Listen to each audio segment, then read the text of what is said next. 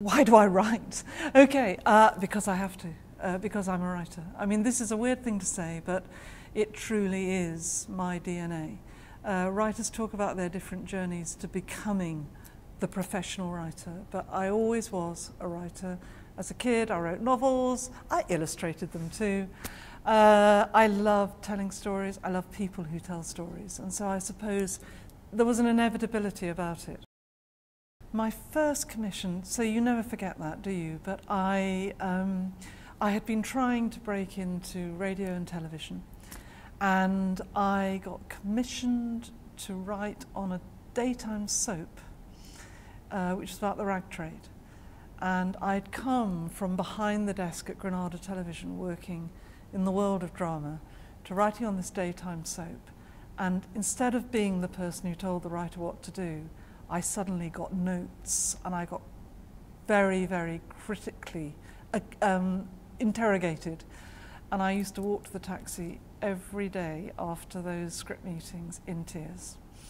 Because it's a grueling process, but that very first commission was the thrill, because suddenly it was about being paid for a job and knowing that it was going to get made. Becoming a writer was a zigzag process, and I inched my way through smaller commissions, but ultimately found my feet when I began to write for the big long-running series. Casualty was really important for me, because it was one of those shows where I could be part of a team, albeit there were only 12 a year in those days, now 48 a year. It just shows what a difference that's become. But I learnt how to write against the clock, under pressure, and for other people's characters. And I became hungry to have a show of my own. Because however much I loved that, and I got the specials, the weddings, the shootings, the Christmas episodes, I wanted my own show. So I systematically set about it. I took 3 months unpaidness and collected my ideas and went round loads of producers. And kind of, this is apocryphal, but the last office, I had an idea for a cold case team. And I said I thought it could be called Waking the Dead. Probably the best title I will ever make up. And actually, a department that only ever produced 1 hour suddenly said, hey, let's do 2 hours, let's do consecutive nights, these are big stories. And off I went to create Waking the Dead. The fact is, it's a very different world to the one I started in, but actually the difficulty is the same. It's very competitive. You have to, at your rawest, your most green state, you have to work under the most pressure. So you'll be working on the long-running series or the soaps, probably, where you really have to graft and be resilient and produce wonderful work and learn your craft and aspire for the future. And tenacity and ingenuity will out. And finding people who will support you and mentor you and being very bold about that and believing and coming up with great stuff again and again and never accepting no as an answer. I think television has never been as exciting.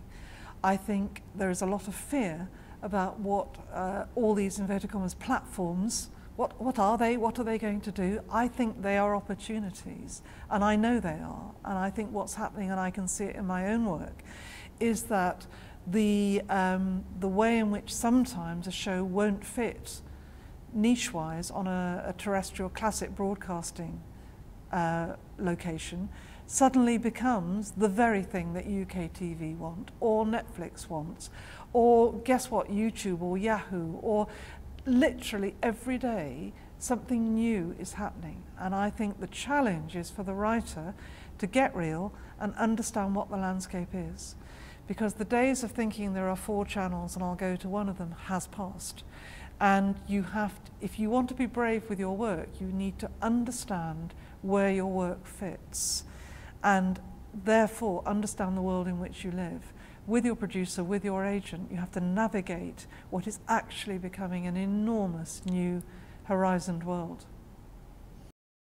So actually Twin Peaks is my Bible, and I'm taking that as read, that's already there.